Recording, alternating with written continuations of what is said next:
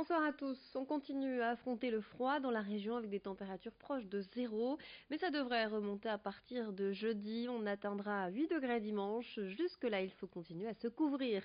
Un point complet sur votre météo en fin d'édition.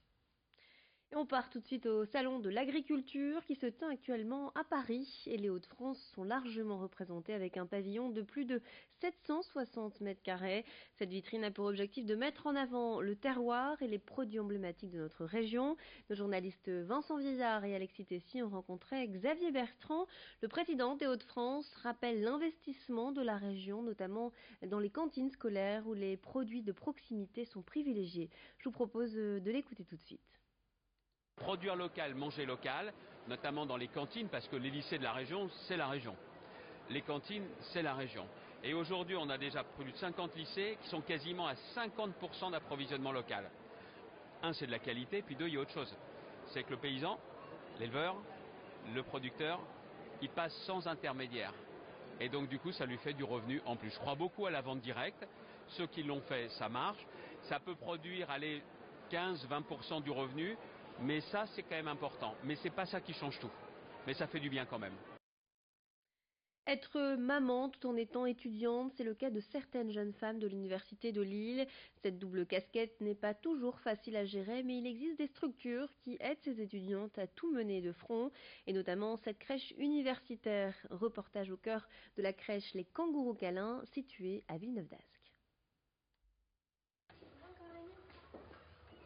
Comme tous les matins, Lila dépose son petit garçon, Gora Émile, à la crèche. Jusqu'ici, le quotidien de Lila ressemble à celui de la majorité des mamans.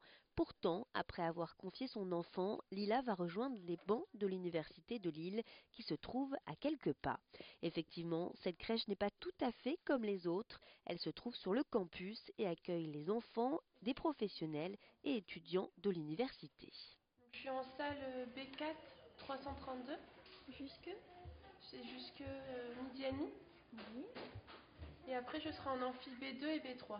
Et après, j'aimerais faire un peu mes devoirs jusqu'à 18h30 en salle informatique. D'accord.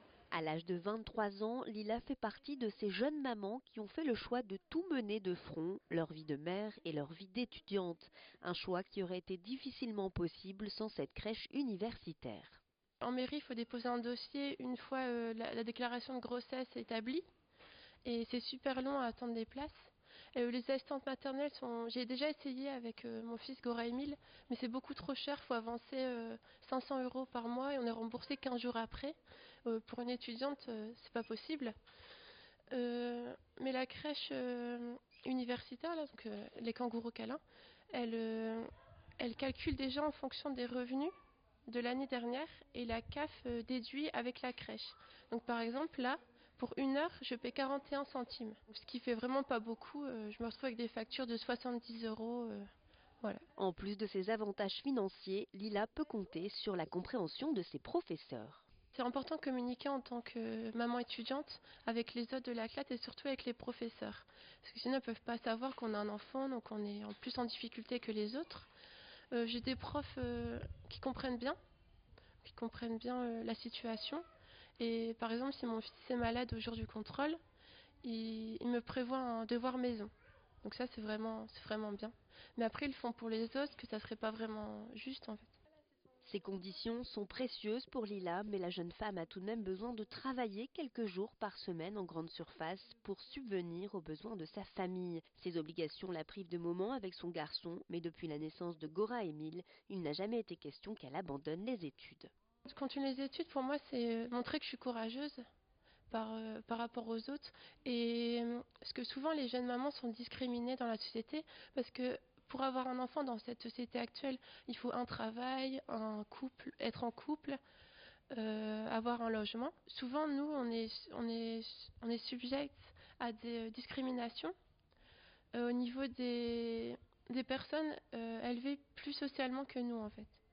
Donc, je sais que dans ma classe, il y a 2 personnes qui comprennent pas en fait que j'ai un enfant. Tira, tira, tira la L'objectif de départ lorsque la crèche universitaire a été créée est donc atteint, en tout cas pour Lila.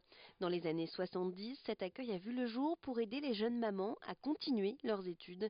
Amel Fraisse, maître de conférence à l'université de Lille, mais aussi maman de Louise, constate les bienfaits de cette structure. Il y a beaucoup qui nous disent en fait s'il n'y avait pas cette crèche, en fait, elles auraient arrêté leurs études, ou en tout cas les reporter pour plus tard. C'était juste pas possible d'avoir des études et un enfant en plus.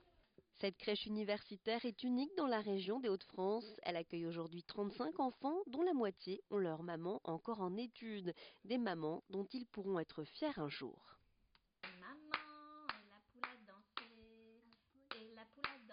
Voilà, et vous pouvez retrouver ce reportage sur notre page Facebook. Pour faire face à cette vague de froid, beaucoup d'entre vous augmentent le chauffage pour être bien au chaud chez soi, sans surprise. Donc le réseau de transport d'électricité enregistre un pic de consommation, mais ne parle pas pour autant de surconsommation. RTE travaille à maintenir un équilibre entre l'offre et la demande, et particulièrement ce soir, car les températures vont être très basses avec un ressenti jusqu'à moins 11 degrés durant la nuit. Joël Warneau a rencontré le directeur du centre d'exploitation de RTE à Lille. On l'écoute. La vague de froid est profonde, on va atteindre ce soir ou demain matin le pic de consommation de l'année, de l'année 2018.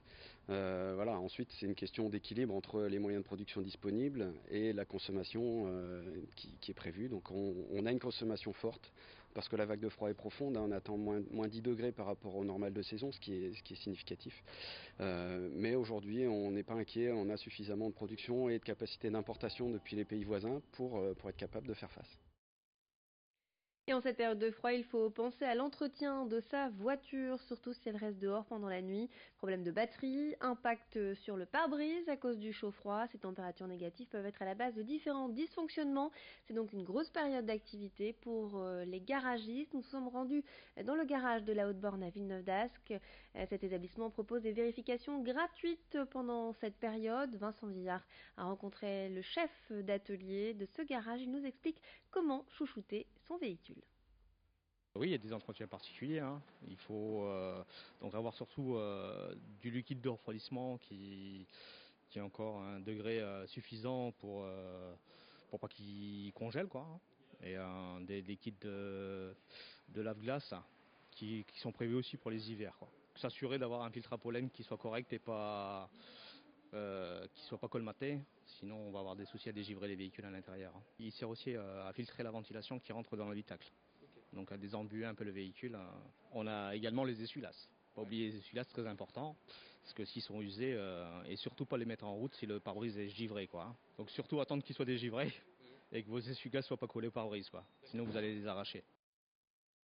Voilà, tout de suite un point sur votre météo.